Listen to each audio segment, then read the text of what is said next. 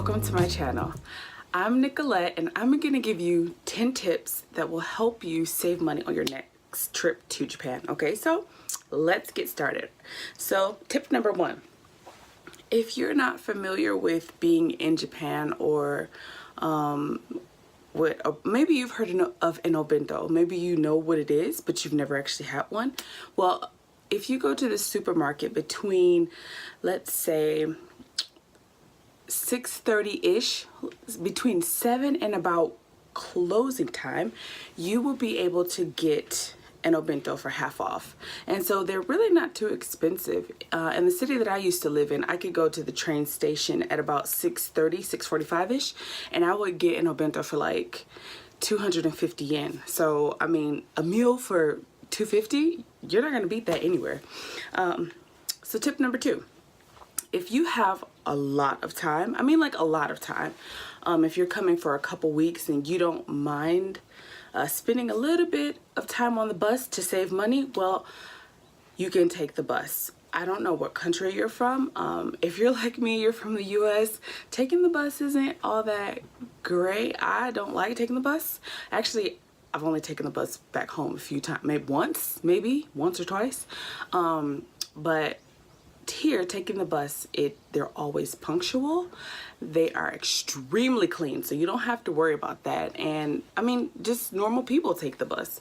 And so I'm going to give you 2 sites that you can check out. So one is called Wheeler Express. So this particular company has a bus pass, and so there are 2 different types. You have one for 3 days and 5 days, but I'm going to put the information on the screen so you can see. But 3 days and 5 days, and it just depends on, you know, if you want to travel Monday through Thursday, that ticket is actually cheaper than on the weekend, but you have those options.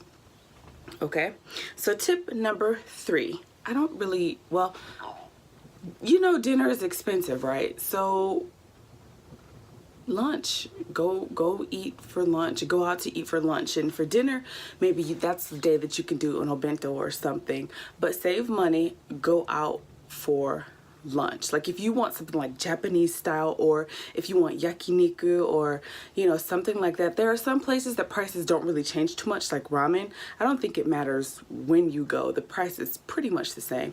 But like the traditional places, like those really small places too, sometimes lunch would be a lot cheaper. I remember going to this one place, I went for dinner and I could not believe how expensive it was. And then lunch was like half price, and I was like, that is so wrong. But anyway, go for lunch. Okay, so tip number 4. Tip number 4, if you don't know what a Suika card is, I recommend that you get a Suika card. So as soon as you come to Japan, actually at the airport, if you go to any JR, you can go to the JR, the ticket booth. You can actually do it at the little kiosk where you buy your tickets. You can get a Suika card, and that it only save you a couple cents. However, they're extremely convenient. So you get this Suika card, you load money onto it, and you can use it just about anywhere. Like most stores will accept Suika. So if you don't really feel too comfortable carrying a whole lot of cash, you can definitely, you know, pay by Suika. Tip number 5, find a hotel that has breakfast. And this is actually two tips in one. Find one with breakfast and look for a hotel that is close to the station. I think this is one of the most important things that you need to do, because when you come to Japan, after you're walking around Tokyo, for example, you're not going to want to walk too far to get to your hotel. Like your feet are going to be killing you, and you just want to get to your hotel as quickly as possible. Get one near a station. That way you don't have to walk, or even like near a bus stop or something, so that you don't have to walk really far to get there. Tip number 6, staying in a central area. So if you're gonna go to Tokyo, for example, staying in maybe Shinjuku, or you know, wherever you plan on spending the bulk of your time, I would say look for a hotel there. However, of course, in Tokyo is a little more expensive. So to stay in a central area in Tokyo, you might need to look for like a hostel or a capsule hotel.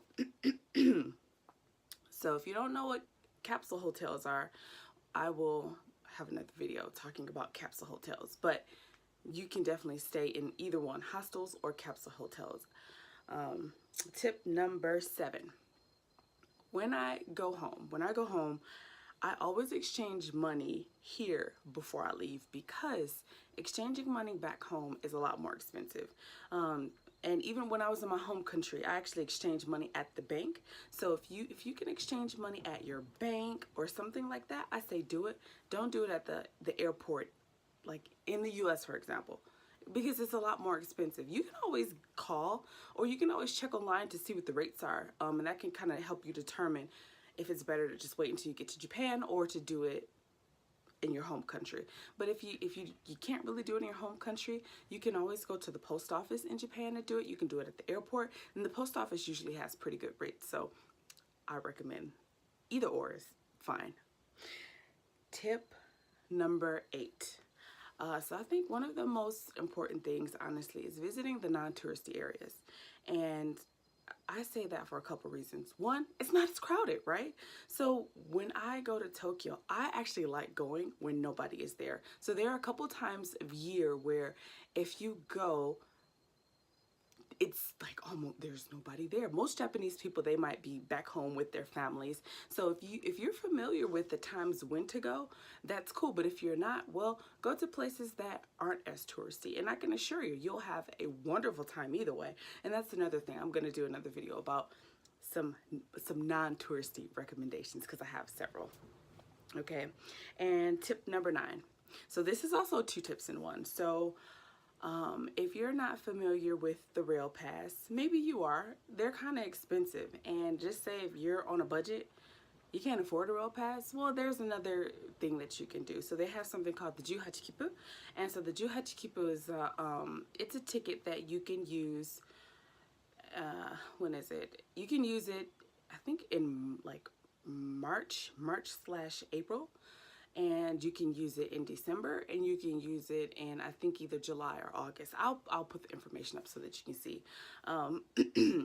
But those tickets are really convenient. So for the Juhachikipu, you will pay, you pay this amount, and so approximately, you know, let's just say about 115, 120 US dollars you pay for this ticket. And you can get this at the train station as well. So you pay that for this ticket, and what you can do is you can take any local train, any JR local train, without paying anything extra. However, like I said, it has to be local. You can't use the Shinkansen. And there are some other restrictions, but that's another thing, if you have time on your hands and you like the local sites, and you just want to see some local things, well, do that. You can get that as long as you're coming during those specific times of year. But I definitely recommend you doing that. However, me personally, I just don't like sitting on the train that long, and I'll much rather take the bus. But that is a really good deal, and I'm still thinking, do I want to try it or not? I'm not quite sure. Okay, and so the last tip that I'm going to give you is that if you pay a little bit of attention, sometimes like around train stations, for example, you'll see these stores and they look kind of sketchy. You'll just see like prices and stuff like that. And like, honestly, before I knew what they were, I was like, oh, is this okay? Like, is this kosher? Can I, if I buy a ticket, will I get in trouble? But those places are perfectly okay. And you can actually get, at a place that I used to go to, I used to get like bus tickets, and it would be maybe $2 cheaper than paying on the bus, for example. Or I can get a Shinkansen ticket, and I would save maybe like 10 to 15 bucks by doing that. So that's also something that you can do for sure. Okay, well, those are the end of my tips for saving a little bit of money in Japan. If you have any questions, please let me know in the comments below, and I will get back to you as soon as possible. But if you like this video, if you want more information about Japan, well, please hit the subscribe button and push that notification bell, and the next time I have a video, you'll be the first to know. Okay, so thank you so much for watching, and until next time, bye.